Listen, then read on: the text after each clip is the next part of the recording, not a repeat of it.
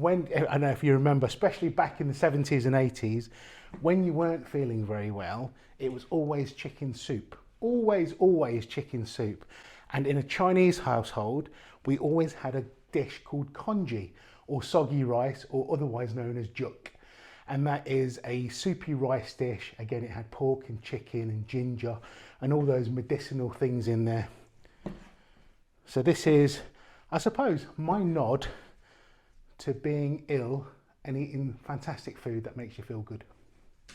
Right, so my onions are into a small square, or not, it's not diced, but it's just like chunky squares, I guess. I'm going to pop a little bit of carrot in there. So all the things that you would associate with I need to feel better. So we've got a little bit of carrot, it's that carbohydrate, there's that natural sweetness that comes from the carrot.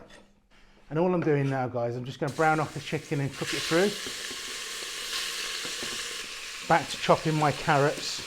You can put any veggies that you like in there. Again, I'm just putting all the nice things that I like. So I've got a bit of sweet potato going in, some carrots, some onion.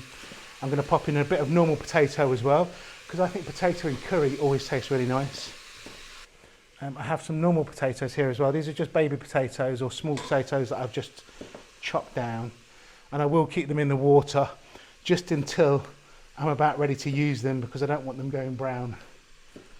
So I don't want them going discoloured. And the sweet potatoes will go in towards the end.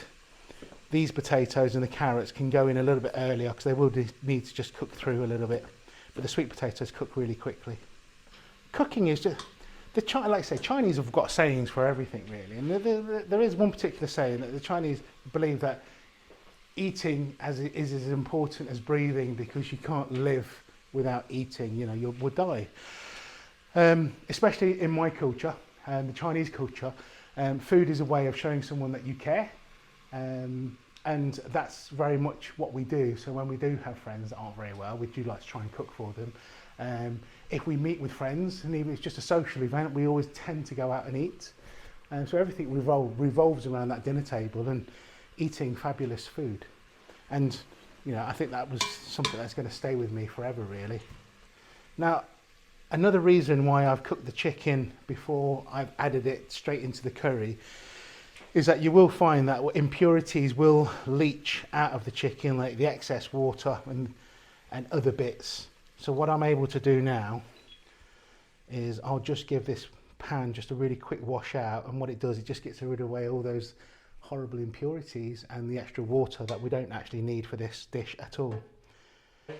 Yeah, I suppose it is weird. I mean, you don't always have to, you know, remove it. You can just fry it off and put your other ingredients in there. Because I'm doing quite a lot of chicken, there is more impurities. If you're cooking clear soups, it's always good to pre-cook the meat first, I think. So even when, you know, if you like frying chicken wings and other things like that, I think it's always good. So what I do, I tend to tenderize the chicken in salt, vinegar, water. And what that does, it draws all the impurities out then as well. Okay, I'm going to add in my onions, and I'm going to fry these off until they're brown. Just turn that down slightly. And we can prep our mushrooms. Again, I don't want to chop the mushrooms down too small, so I'm literally just going to half these. You're not supposed to wash them at all. If anything, you brush them off with a dry brush, because mushrooms are very absorbent, and what you'll do, you just flood them with water. So most of the mushrooms these days, they come with, you know, I say you just brush them off, they look dirty, but you don't actually wash them at all. I'm just adding the things that I know that I enjoy, and I'm hoping that my friend will enjoy as much as I do. Again, there is no real recipe for this dish at all, apart from you add your protein of choice.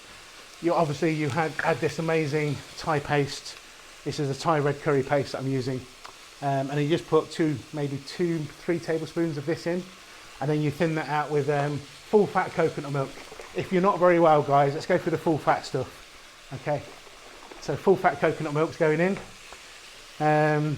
But you can add any veggies you want. I mean, you can add green beans, you could add soybeans. In fact, that's a really good idea actually. Soybeans. So, soybeans would be really nice in it actually. Just add a little bit of colour as well. Yeah, and that's the nice thing with one pot cooking. One pot cooking is about using the bits and bobs that you've got and the ingredients that you enjoy using. Mushroom sweet potatoes can go in a second. I'll get my potatoes in now, so I'm just going to drain off this water. And the water was only there to stop the potatoes from going brown. They can go in now. I'm now going to open my Thai curry paste and a bit Thai paste.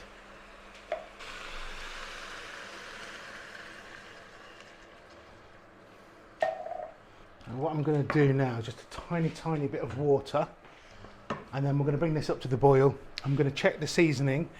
If I think it's lacking, I may add a stock cube, but I won't know until I've tried it in a little bit. So I'm just going to let this come up to the boil for a minute, and then I'll give it a taste in about 10 minutes or so. Just going to add a little bit, tiny bit of sugar. So about 2 teaspoons of sugar has gone into there. So sugar will also help combat the heat. You know, you talked about spicy food earlier. So if it is really spicy, just add a little bit of sugar and it should just help tone it down. But the coconut milk is going to tone it down anyway. But yeah, but the sugar will also help with that. So see, that's nice.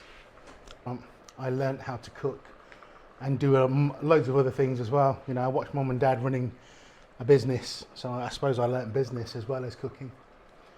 But never really thought about, oh, I want to be a chef. You know, it's quite inspiring actually. You know, you talk to these young people. I meet quite a lot of them when I do the live cooking shows and other things that I do around the UK, and they say, oh, you know, we love it. We inspire to be like you. Did you always want to be a chef? And the answer is no. I didn't really know what I wanted to do, and I kind of like just did what was needed. No, too early for them actually.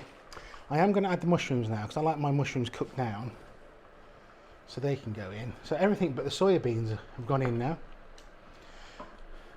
and in about 20 minutes or so, the sweet potato will be nice and tender. The other potatoes will be nice and tender because they're only small pieces. I can add the soya beans. We can finish it off for the last 5 minutes, and we've got a really nice Thai inspired, well, it is actually a Thai red curry. Yum, yum, yum. Right, so I'm going to put in about a cup of these soybeans.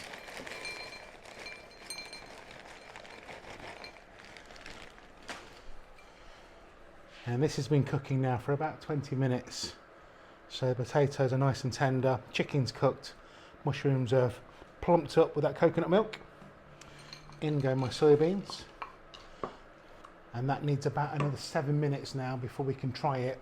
And fingers crossed, it tastes amazing. Let's give this a try.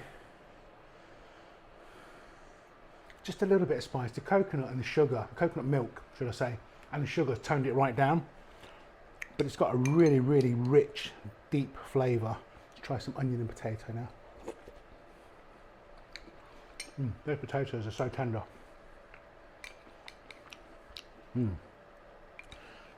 Now, if I wasn't feeling very well and somebody made me a bowl of this, I'd be really happy. Serve with rice, with noodles, with a nice bread, and yeah, and a big smile. There you go, guys. Nice and simple. One pot, red Thai chicken curry. Perfect for those days that you're feeling like you just want some food in front of the TV in a bowl. Enjoy.